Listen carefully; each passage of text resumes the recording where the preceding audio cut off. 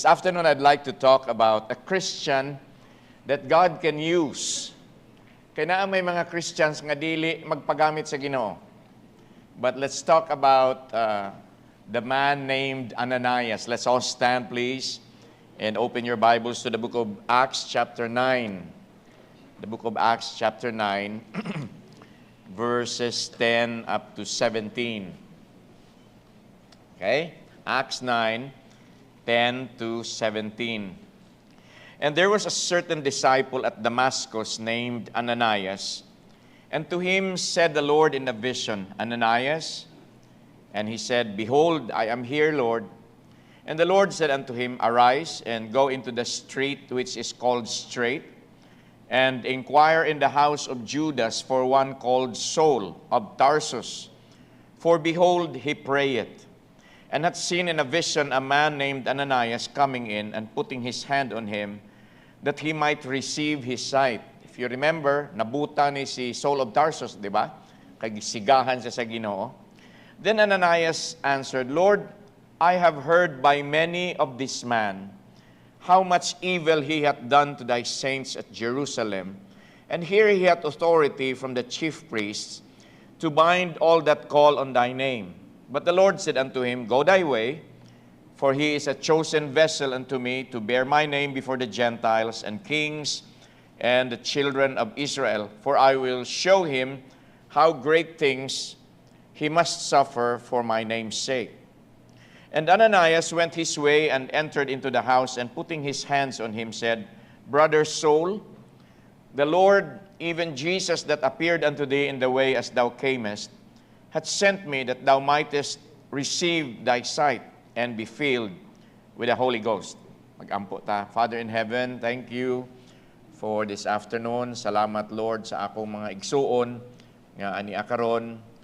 Ako'y mga igsuon, Lord, nga out of town, out of the country. Ikaw pod, Lord, panalipod sa ila, i-bless sila palihog, Lord. Na ako'y mga igsuon nga mag-travel unya. Ikaw, Lord, magpanalipod palihog. Help me again, Lord, please, as I preach your word to your people. Tagai ko, Lord, palihog o wisdom. Allow me, Lord, to be able to preach your word in a clear manner, nga masabtan na mo, and we can grow thereby through your word. Thank you. In Jesus' name, amen. Thank you, and please be seated. One of the most humbling thoughts is that God can use me, God can use you to accomplish His will. Okay? It is very humbling to think that the all-powerful God, the Almighty God, would use somebody like me, somebody like you, somebody who is unknown in this world, somebody who is small in the eyes of many people. Salamat sa Ginoong ang all-powerful ug ang perfect God can use us to do His work and accomplish His plans. I don't know with everybody here, but my sole desire is to be used of God. I left my job and I gave my life to the Lord. And I am asking the Lord to use me in whatever way possible. And I do not aspire to be a big shot. No. I do not aspire to be well-known. Ang ako maigsuon nga kanang mahimo lang gyud ko nga servant of the Lord. If you look at the Bible, mga igsuon, the great apostles, they lived very close to Jesus, and there is only one title that they wanted to have. Ang title was servant. A servant of Jesus. Paul, a servant of Jesus. James, a servant of Jesus. Jude, a servant of Jesus Christ. So just to be used by God should be our heart's desire. Nga, ani raman ko, Lord, pero gamita ko, Lord, in a way nga malipay ka. Kana bang, it's very humbling. God can use me to preach God's word. 3 people will be saved. And then last Sunday, I was told by the host pastor nga Pastor, it was 275, murag nakurat ko nga 275, murag wa man kumaanad ana nga numero kadaghan. But it was humbling nga God could use somebody like me. And if God can use somebody like me, obviously He can use somebody like you. Pariharaman ta nga mga ordinary, no? Ananias was wonderfully used by God. He was not a famous character. In fact, in the Bible, he was mentioned only 2 times. 2 times ra gyud na siya na-mention. And then, gigamit siya sa Ginoo. You see, in our society today, the word used has a negative meaning. Like, used clothing, ano? Pernindot ba ng ukay-ukay? No? Musulubong, dagam kong ukay-ukay. O niya, mga used cars. You go to Japan, na ay 3 months ago lang girelease nga sakyanan na used car na. Kung na, barato na kaayo ba? But the word used ba, unya kanang naapoy slightly used brains, ano? Unya naapod ng gigamit lang ko niya, pastor, ano? He used me. Oh. She used me. Oh, kanang negative, di ba? Negative nga connotation. But in the Bible, mga igsuon, and in the sense that I am trying to talk this afternoon, used has a very positive meaning. Very positive meaning. There is nothing more positive in your life than to be used of God. In our text, mga kaigsuunan, as we study other verses also, we will discover some characteristics of the person that God will use for His honor and His glory. Kaninindot mga igsuon nga magamit ta sa Ginoo. He could have used great people, He could have used famous people, but then He chooses to use simple people, people who are unknown, people who are very little in the eyes of men, people who are worthless, so to speak, sa ubang mga tao, pero para sa Ginoo, nagamit ka, and that is very, very nice. So point number 1, we will discover some characteristics. No? Number 1, Ananias was a disciple. Makita nato na sa verse 10 sa atong text, and there was a certain disciple at Damascus named Ananias. Unsa maning disciple nga ginatawag? Well, the word disciple means one who is totally committed to follow Jesus Christ. Okay? Or a learner, an apprentice, constantly following, emulating his master. So kung gusto di ay ta nga mag-disciple, mahimo ta nga disciple ni Jesus Christ, then I have to be totally committed to the Lord. Kamusad, you have to be totally committed to the Lord. So we are going to learn kanang apprentice ba, kanang you acquire the skill of your master. You acquire the knowledge of your teacher. That's why we have a discipleship program din sa church. So we are trying to impart Bible truths kung unsay dapat natong himuon, mauning but pasabot sa Bible, mauning but pasabot sa dapat natong himuon, etc., etc. Because we want to impart knowledge to those who are newly saved. So mauna mga igsoon, no? The word disciple is used 264 times from the book of Matthew to the book of Acts. Matthew, Mark, Luke, John, the book of Acts. So 264 times. And it must be a very important subject. It has to be a very important word to understand. Many times we read about the disciples, no? Many times we read the word disciple, but we have to understand kung unsay meaning ana nga word. Kay lisod ning magbasa ta unya wa di sa atong buot. That's why it's very important to read with comprehension. Now, what does it mean to be a disciple of Jesus? Well, you cannot be a disciple of the Lord Jesus Christ if you don't have Jesus Christ as your Savior. Okay? Dapat ma-save ka gyud. Dapat mga igsuon nga imog yung dawaton si Kristo, and when Jesus Christ is truly in your heart, then you are going to say, I want to learn more about Jesus Christ. I want to serve Jesus Christ. I want to be committed to Him. That is when you become a disciple. Dili pwede mga kaigsuunan, ma-disciple ka kung dili ka saved. For me, mga igsoon, Judas Iscariot was just pretending to be a disciple. And he fooled many. Dagay na ilad. Pero anya mailad si Kristo. Okay? Di magina mailad si Jesus. However, ang tanan, the 11, nailad yun. Kaya binilag, tinuod yun ni nga save si Judas. So it is possible to be a Christian and not a disciple. Okay? Let me say that again. Pwede yun kaayo igsuon nga naa kay kaluwasan sa imong kalag. You are a Christian, you're going to heaven, you're saved eternally, you have eternal security of the believer, but you are not a disciple. So that is why we have to be very careful nga it is not enough mga kaigsuonan nga mahimo ta nga Kristohanon, but it is very needful that I become a Christian, you become a Christian, and after that, we upgrade our Christianity by being a disciple, by being a follower of Jesus Christ, by committing my life to the Lord Jesus Christ, by allowing the Lord Jesus Christ to use me for His honor and glory in whatever capability nga gisalig sa Ginoo sa ako. Dapat ingon ana ang atong mindset. Mga igsuon, it is sad that there are a lot of Christians but very few disciples. All Christians ought to be disciples, but sadly, that's not the reality. For as much as salvation is concerned, mga kaigsuunan, ang word din ha is quantity. Because the Lord Jesus wants to save as much as possible. That's why He has given the church the Great Commission. Kay gusto sa Ginoo that He will draw all men unto Him. So when it comes to salvation, quantity na mga igsoon. That's why we support missions, we send out missionaries, because as much as possible, daghay maluwas.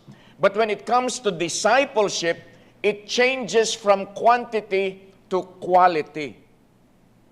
Are you following? Dili pwede mga kaigsuonan nga mag-disciple ko sa mga disciple ko ni Jesus Christ. Unya, walang muralag, why buot ang akong pagkakristohanon, wala ko gag-grow, di gani ko kamao mag-pray, di gani ko kahibaw mo open sa akong Bible. Mga igsoon, it is good for you to be saved. But when you consider becoming a disciple, then mga igsoon, you need to have quality. It means to say, your Christianity has to grow. Your Christianity has to be seen nga kana siya ga-follow gina siya kang Kristo. Your life has to be committed to the Lord Jesus Christ. Remember, it is not enough for us to be saved. Remember that we are saved to serve. Always remember that. Giluwas ta sa Ginoo para makapangalagad ta sa iya. Dili lang kay giluwas ta sa Ginoo kay para lang sa langit.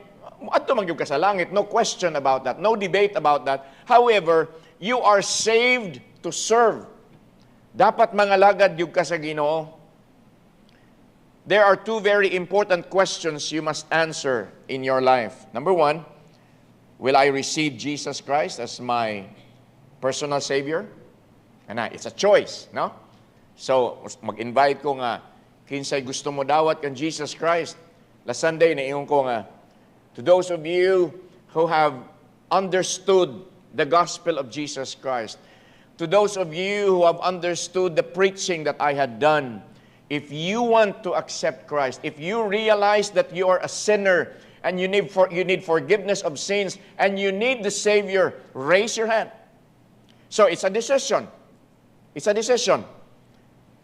Number two, after getting saved, will I be a disciple to Jesus?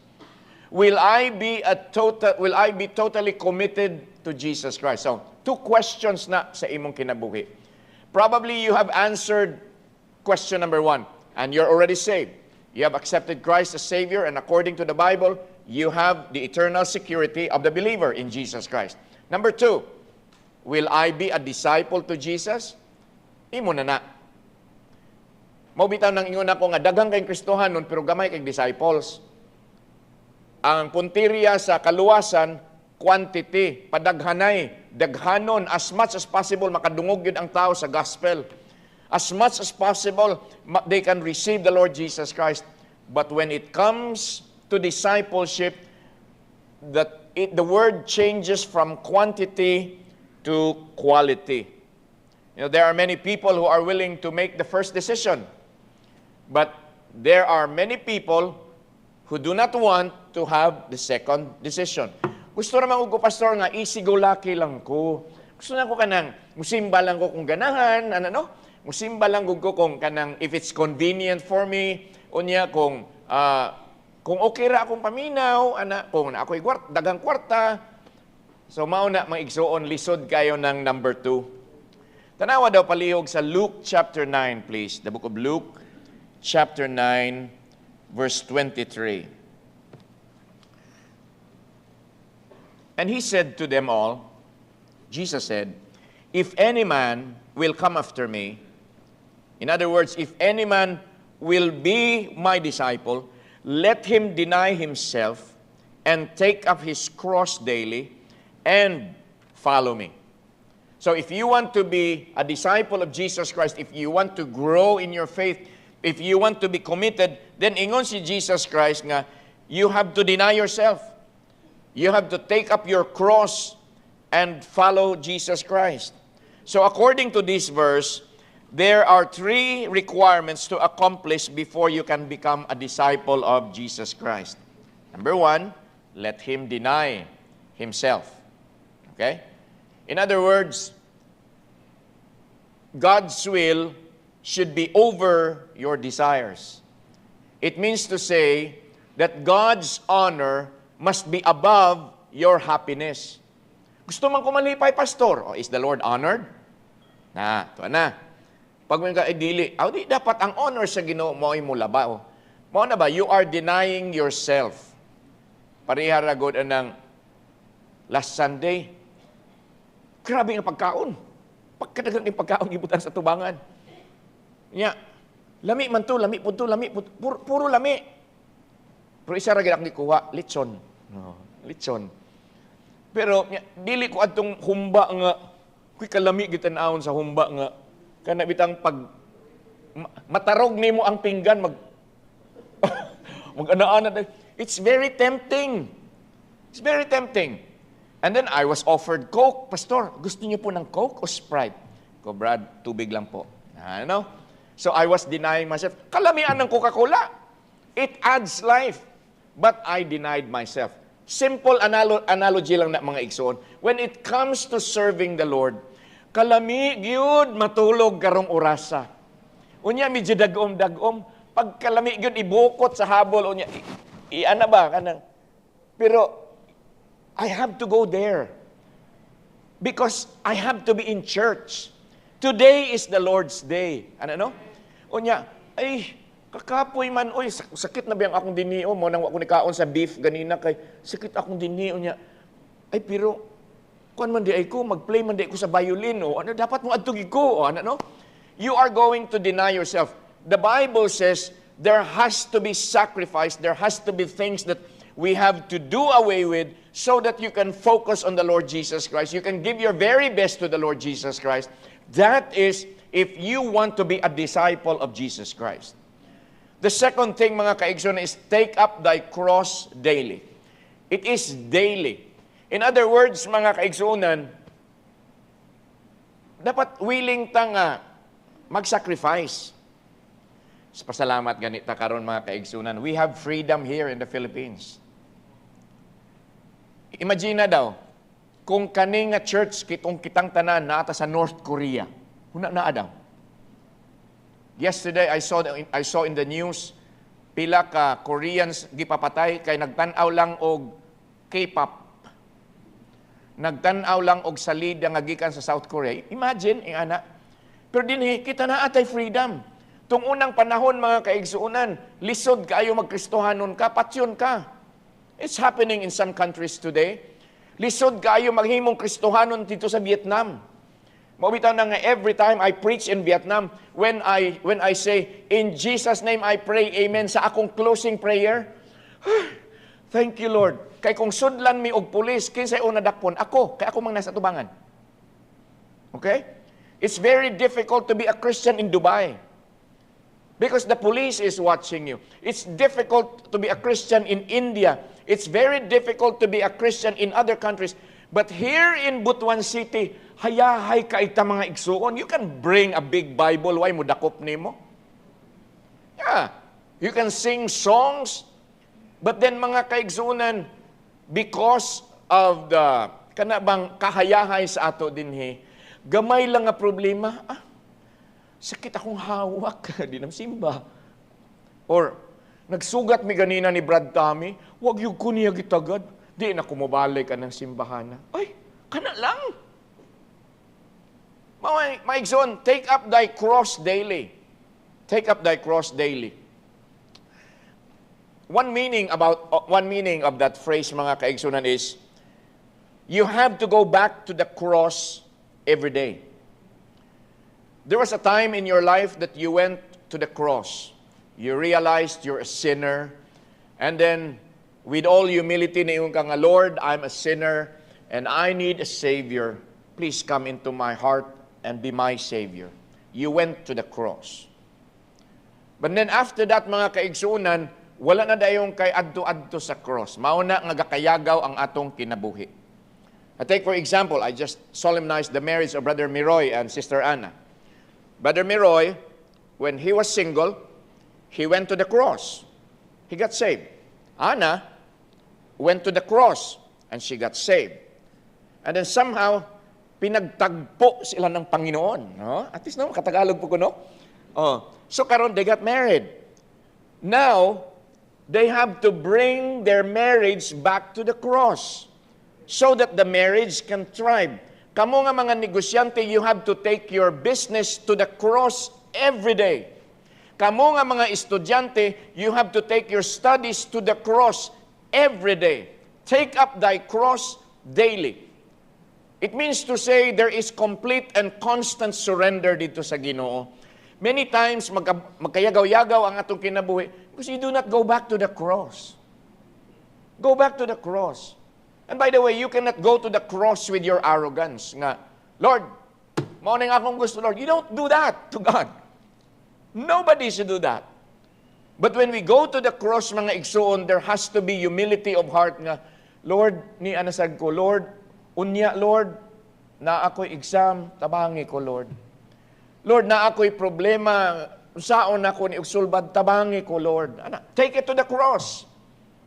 Di ba, ingon sa Bible, casting all your care upon Him for He careth for you? Take it to the cross. Lord, na I'm taking the board exam. Lord, na ako'y financial need. Lord, na ako'y problema. Lord, giaway ko, Lord. What should I do? Take it to the cross. Take up thy cross daily. And number 3, follow Jesus. Kana sa mga igsoon, sayon kaayo na isulti. Sayon na kayo nang ikanta ng, I have decided to follow Jesus. No turning back, no turning back. Really? Really? Walang ka na ako matagad, di na ka musimba. Diba? Dili mga kaigsuunan, you have to follow Jesus. That is obedient, being obedient without question. That is being obedient without delay.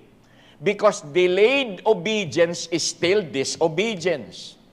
Pag ingon sa Ginoo sa kang Brother Adrian, kadilig, I want you to go now. Unya maingon si Brother Adrian nga, ugma lang Lord. Disobedience na. Nya pagkaugma, tinuod man, niadto man siya, pero nag-disobey na. Kaya ang ingon sa Ginoo, now man. Unya, ipaugmaan pa. Delayed obedience is still disobedience. And that is why, mga kaigsunan, we have to be willing to carry our crosses. Many years ago, when I was still in Iloilo for college, kada January, naaman ng dinagyang. Dinagyang is the feast of the Santo Niño, naapod ng ati-atihan sa Kalibo. Kung sa Cebu, sinulog, no? Kung sa Butuan, unsa man na siya? Kahimunan. Okay. But dito sa Iloilo, naaman ng ingon anak ka ng dinagyang, unya, naapod ning, they have this, kanibang mga religious relics ba? Unya, na ay baligya nga mga cross, mga barato ra. Pag Holy Week pod, naapoy baligya nga mga cross, nga styrofoam. Pwede ra pod na mga kaigsuunan nga magpalit ka adtong cross unya while si Kristo sa tinud-anay gyud katong when he was walking down Via Dolorosa going to Golgotha, grabe nang ana-ana ni Kristo nga magkatumba-tumba na siya, gipatabangan na gani siya. Pero with a styrofoam cross, you can just do like this. It's styrofoam. Many times mga kaigsunan, ingon ana ta og mindset. We want cheap crosses. We want easy crosses. We want very light crosses. We don't want the heavy ones. We don't want the old rugged cross. We don't want difficulty. Maunay dili nato ganahan. But the Bible says, take up thy cross. So kung unsa may i-allow sa Ginoo sa imo nga cross, pasana na. Pasana na. Naabitaw ang Ginoo mo tabang. Di ba? Naabitaw ang Ginoo mo tabang. The cross of Jesus Christ was not cheap. Remember that. Number 2, Ananias was virtually unknown. We also see that in the book of Acts chapter 9 sa atong text, verse 10, ingon sa Bible nga, and there was a certain disciple. Murabag, kung sabihin ni siya pa na ay disipulo nga si Kuan ba? Murag Kuan lang. Si Kuan. Murag si Ananias. Murag, wala gyud gahatag og emphasis ba? Kay a certain disciple lang. Just saman kanang ordinaryo nga tao, isa sa mga katawhan. There is very little that we know about Ananias. All we know about him is siya ay nag-lead kang Saul to become a Christian. He then led Saul to be baptized and join the local church. So, that is all we know about this very unassuming person. Grabe ni si Ananias. He was not an apostle. He was not an outstanding person. He was not an imposing leader, but a certain disciple. And yet, mga igsoon, the Christian life of the great Apostle Paul was launched by an unknown Ananias. We all know who the great Apostle Paul is. Before he became the Apostle Paul, he was Saul of Tarsus. Kinsay nag-jumpstart kunuhay, kinsay gigamit sa Ginoo para mo-jumpstart ang kaning the great career of the greatest missionary of all time. It was Ananias, somebody who was not well known. 1 Corinthians, please, chapter 1. 1 Corinthians chapter 1, verses 26 up to 29. Ingon sa Bible, for ye see your calling, brethren, how that not many wise men after the flesh, not many mighty, not many noble are called. But God hath chosen the foolish things of the world to confound the wise. And God hath chosen the weak things of the world to confound the things which are mighty. And base things of the world and things which are despised hath God chosen. Yea, and things which are not, to bring to naught or to bring to nothing things that are. Look at verse 29. That no flesh should glory. Nganong gigamit man sa Ginoo si Ananias para ang glory tuwa kang Jesus Christ. Lisod man gud ning maigsoon kaning big shot na bitaw ta kanang dako na kay tagngan ba nga pag mention sa imong ngan kanang naden mga bes nga tiling sa mga ngan nga di kampana ano nga pagsulod nimo sa auditorium mga igsuon naa na si great doctors ano ba lisod mga kaigsuonan, and then the Lord does not get the glory. And then I will come up here, I will be preaching about myself, kung unsay akong nahimo, kung unsay akong gitabang kang Adrian, kung unsay akong gihatag kang Brother Chris, kung unsay gitabang nako kang Brother Jojo, tanan na lang I'll be preaching about myself. Mga igsoon, God does not get the glory. I'd rather be an unknown, but God is glorified with the things that I am doing for His ministry, instead of becoming a big shot and everybody knows my name. To the point nga, dili na kinahanglan isulti ang Brasileño, Johnny na lang. Pag ingon nga Johnny, wa na lain. Di ba? There are people nga mga single names, kung lang, the first name alone is enough because grabe na yung ka-famous. Pero mga igsuon, Ananias was virtually unknown. The reason why God uses not so talented people, very limited people, is so that He will get all the glory. That is exactly who Ananias was. Remember mo kang Naaman, si Naaman, kung binisya pa? O, di ba?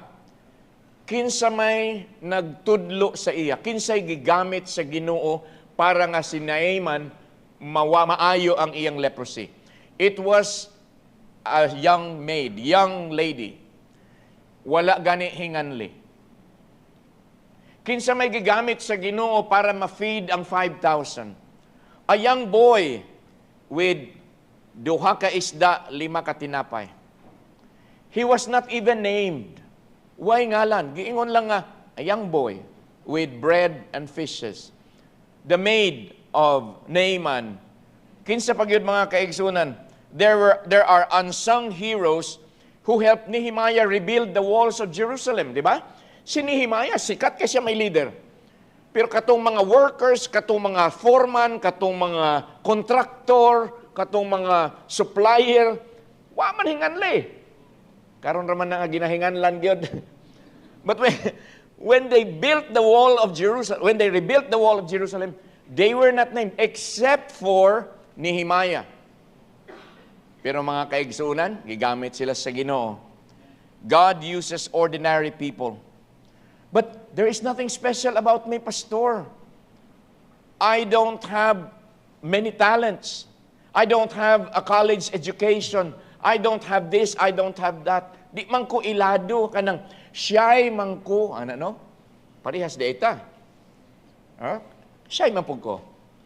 Pero mga kaigsoon, remember ha, Rahab had a string. Gideon had a trumpet. David had a sling. Samson had a jawbone. Moses had a rod. Dorcas had a needle. But gigamit sila sa Ginoo. Our talents and abilities may vary, but God will use us if we are willing. So, niabot na po din ni ang the great if. Kay wala man tay pinugsanay. Kanindot ba og mo dool sa ako si butan na to, si Engineer Obediente, maingon nga, pastor kanang willing gyud ko mo apil sa orkestra, ana ba? Example lang Brad ba? No? Sige Brad, go ahead. Pero we don't do that here nga, Brad, kinahanglan mag-orkestra ka Brad ha? Ikaw po Brother Chris, dapat katong trumpet gyud. Ikaw Brother Ruben, kayo dapat trombone, dapat labuan nimo si Shinshin. Pildi ka sa imong anak, dapat di ka magpapildi. We don't do that here.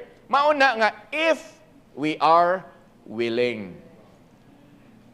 Pastor, gusto ko mo join sa deaf ministry. Go ahead. That's why we have plenty now in the balcony. Salamat sa Ginoo na.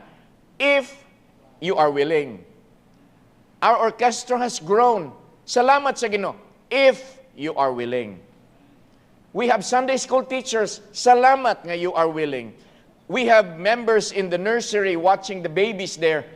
If you are willing. Naatay mga ushers.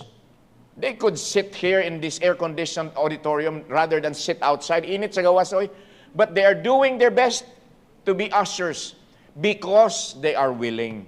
Mauna, lain-lain man tag abilidad, lain-lain man tag mga limitations, but dapat willing ta. Number 3, Ananias was a consistent person. In the book of Acts chapter 22, please. This is the other verse nga na-mention si Ananias. Acts chapter 22, verse 12. Ingon sa Bible, and one Ananias, a devout man, according to the law, having a good report of all the Jews which dwelt there. So, he was devout, he was Diyos nun siya, kanang faithful siya, he had a good report, his reputation was good, everybody knew his sincere testimony, everybody knew that he was a genuine disciple of the Lord Jesus Christ because he was serious in serving the Lord. Salamat sa mga kaigsuunan din nga seryoso gyud ang inyong pagpangalagad sa Ginoo. Salamat. May your tribe increase. May God bless you more and more and more. To those of you who are in the different ministries of this church, and you are doing your best for this church, you're doing your best for the God of this church, salamat. Salamat. Kanindot mga kaigsuunan nga ingon ana ta. He was not a yo-yo Christian. You know a yo-yo? Murag nawa naman. Kaila mo yo-yo, mga young people? Kaya inyong naibawaan, ana-ana raman. Sa among panahon, mga ana-ana, walking the dog, Unya ana pa, unya di pa ana-ana pa, kanang mag-triangle, niya pag ana-ana pa ang yo-yo. Pero ang yo-yo, mga igsuon, down, up, down, up. Na ay mga Kristohanon, yung ana. Naapoy mga Kristohanon nga roller coaster. Primero, pagsugod, grabe gid ba? Pag-abot sa taas, tuwa na, ana naman dayon, dive naman dayon. Unya, naapoy mga Kristohanon nga ingon, ana. Hinaot unta, consistent ta mga kaigsuunan. So can you say that consistency describes your Christian life? Or, mayon ka nga, pastor, sa tinuod lang, murag yung kog yoyo. Ana, mo man na ang Surigao nun sa lolo, di ba? Yo-yo Johnny. Di ba?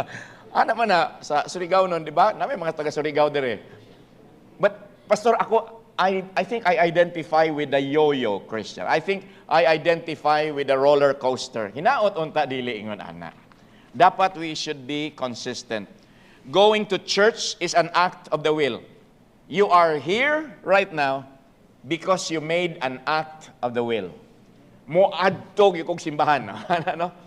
Kapoy man, lami naman kay ikatug, niya, kapoy niya, ugma, trabaho na pod. I should, kanang, relax ako para nga ang akong strength, ma-regain na ako para nga, ugma, kay grabe ra bagid akong mga pirmahanan, kay kong i-type ugma, kapoy kayo. But you're here because you made it part of your commitment. God wants us to be consistent. That is the kind of Christian that God uses. Let me address our young people. Mga young people, maminaw. I believe in you. I believe you can do great things for God. Bata pa mo. Daghan pa mo mahimo para sa Ginoo. But I want you to focus, as young as you are now, I want you to focus on doing things for the Lord. Dili gyud mo magmahay. Believe me. Call me bakakon kung dili mo i-bless sa Ginoo. Ang ako ba, I believe in you. You can do great things for God. You may be ordinary to the world, but God can use you to do something extraordinary for the Lord. The world may call you ordinary. The world may call you worthless, but, oh, by the way, you are not worthless. Nganong dili man ka worthless? Gipakamatyan biya kas Ginoo. Nobody is worthless. People may say, kana si Kwan worthless na, walay pulos. Unsay walay pulos? Gipakamatyan ko sa Ginoo. Gipaagasan ko sa iyang bililhon nga dugo, unya itawgon ko ninyong worthless. I'm not worthless. I am worth something to God because He sent His Son Jesus Christ to die for me. Yes, by myself I am worthless, but because of the love of God, I am worthy. Gitagaan ko sa Ginoo grasya. Grabe na. So you are not worthless. Padayon lang mo. How I wish one day, mga himong adults na mo, kanang naa sa nursery karon, mao na pud ng mga young people na to, kini sila ni Matmat, sila ni kining mga anak ni Brother Arellano, mao na ning mahimo na mga young people, unya kamo mga adults na. Kita nga mga adults, unsa na lang, no? Pero sige lang. Padayon ang tagpangalagad sa Ginoo. Okay? Be consistent, mga kaigsunan. When are you going to get serious about your Christian life? How long are you going to continue to play church? Don't play church. I have something to say to those nga wala nagatarong sa ilang pagpangalagad. You call God master, but you do not obey Him. You call Him the way, but you don't walk with Him. You call him wise, but you don't follow. You call him noble, but you don't serve him. You call him God, but you don't fear him. There are many Christians who are like that. I hope nobody in this congregation is like that. Hinaot-unta mga igsoon nga we can be consistent. Number 4. Okay pa mo? Taas-taas pa ba yan eh? Okay man mo mga adults, nakasnack man mo, no? Young people, nakasnack man mo? Okay. Number 4, Ananias was at God's disposal. In the book of Acts chapter 9, balik na punta sa atong text, in verse 10, and there was a certain disciple at Damascus named Ananias, and to him said the Lord in a vision, Ananias, and he said, Behold, I am here, Lord. He was willing to do whatever God wanted him to do. Kanindot bang he was living close to the Lord, unya pagtawag sa Ginoo, kaisa lang na isa nga, okay Lord, niara ko Lord, unsa may, what can I do for you? Kanindot no? Kanindot no? Nga, okay, yes Lord, what do you want me to do? Where do you want me to go? Ingna lang ko Lord, and I'm going to follow. Kanindot nga we are in God's disposal. You have to be available. Tanawa sa verse 11, sa verse 11 sa atong text ganina. And the Lord said unto him, Arise and go into the street which is called Straight, and inquire in the house of Judas for one called Saul of Tarsus, for behold, he prayeth. In verse 13, Then Ananias answered, Lord, I have heard by many of this man how much evil he hath done to thy saints at Jerusalem. Na ay gamay nga, murag, gikulbaan sa ni si Ananias nga, grabe ba yan ni reputasyon si Paul? Pampatyon ko niya, si Stephen gani, gipabato niya. He was that influential.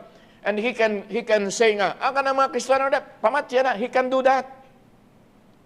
So naay medyo, unsa man, siguro ay gamay nga pagka-hesitant si Ananias. So mo nang ingon siya nga, Lord, mo na nindot mga kaigsunan, kung natay mga doubts ba, isumbong sa Ginoo.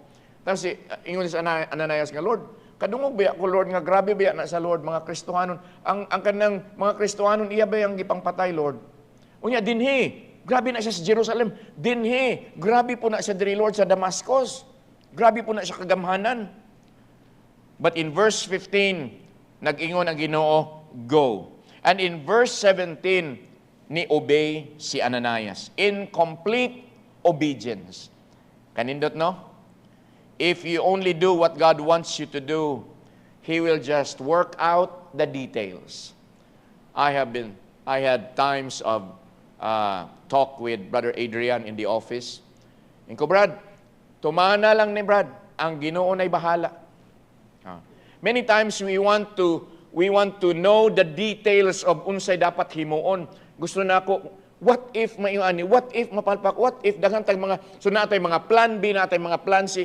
Just say yes to the Lord and let the Lord do the details. Let Him do the details. He's better than you. He's better than me. But many times, kanilaging ka-bright na ito, gusto na ito i-plaster. Just say yes to the Lord. Siya na mo plaster. And then in the end, makain ka nga, grabe no? Grabe, giunsa o plaster sa Ginoo no? Grabe gid ang Ginoo. So mga igsoon, the greatness of a Christian is measured by his surrender and faith in God. It's not your position in the church. It's not your position in the government. It's not how much money you have. Pero mga kaigsuunan, the greatness of a Christian is measured sa iyang surrender. There are missionaries today nga kung wala na sila nag-missionary, they could have been great doctors, great architects, great engineers, grabe og mga sweldo. Pero mga kaigsuunan, ang ilang pagka-great is not measured in the money that they could earn unta, but it is because they surrendered to the Lord. And they said, Lord, I'm going to leave my job, and I'm going to have faith in you. One of the speakers in the missions conference in Cebu, in Katipunan, si Pastor Omar Monte, he's a nurse in Milan. Dagko kay sweldo. Tunguna kanang bang tent maker, missionary. So gatrabaho unya pangalagad sa Ginoo. Karon ini-resign na gyud.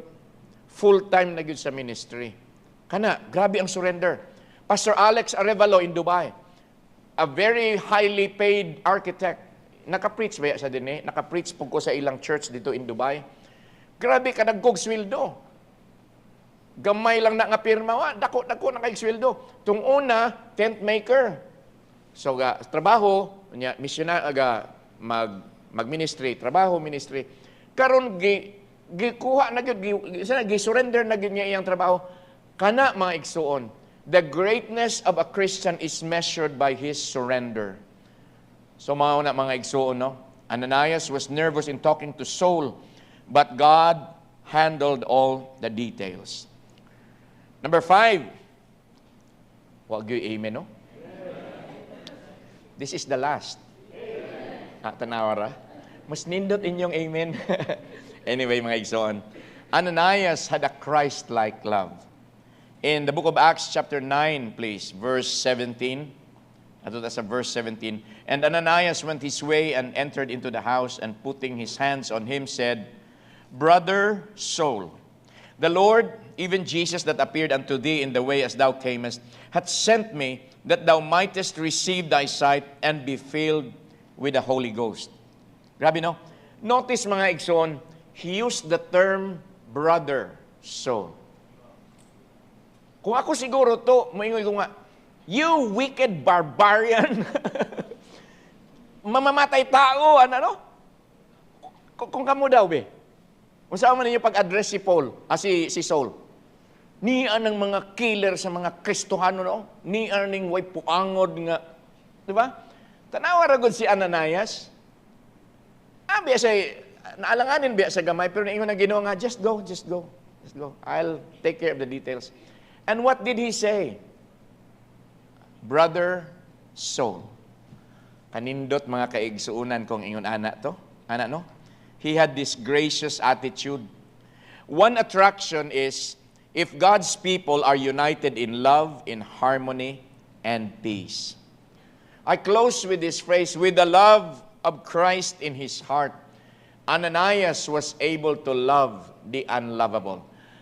The Saul of Tarsus was unlovable. He was wicked. He had so much blood in his hands. Ngilngig kayo og reputasyon. Pero mga kaigsuunan, with the love of Christ, gilove siya ni Ananias. I hope mga igsuon, kita ba as a church, we will never underestimate anybody who comes inside our doors. Let's be welcoming to them. Bisag makadung ka, maumaning kawatan sa among lugar. Oh, niya ni Simba. Mayon na yung bantayan ng imong bag, brad, ha? Pagbantay mo diya, kinasiku, kay kawatan ba na? Dili ta maging anak mga igsuon, ha? Kanang, bitaw, do not underestimate. Ngano ka musod sa siman? Probably na ay dautan nga tuyo. Pero mga kaigsuunan, I believe, bisag unsa kadautan sa tao, ma-overcome ra man gid na sa gugmas Ginoo ba? Ma-overcome ra gid na siya. Mauna nga, we choose to be gracious. Bisag awayon na ka, sige lang, be gracious lang gid gihapon. I'm talking to some of my friends nga mga pastors. Iko nga, sige lang pastor, let us just be gracious. Let us just be gracious. Let us just be gracious. Kanindot mga kaigsuunan, when we can show Christ-like love, not only to one another, but also to those who come inside our doors. Salamat sa Ginoo that we can learn from Ananias.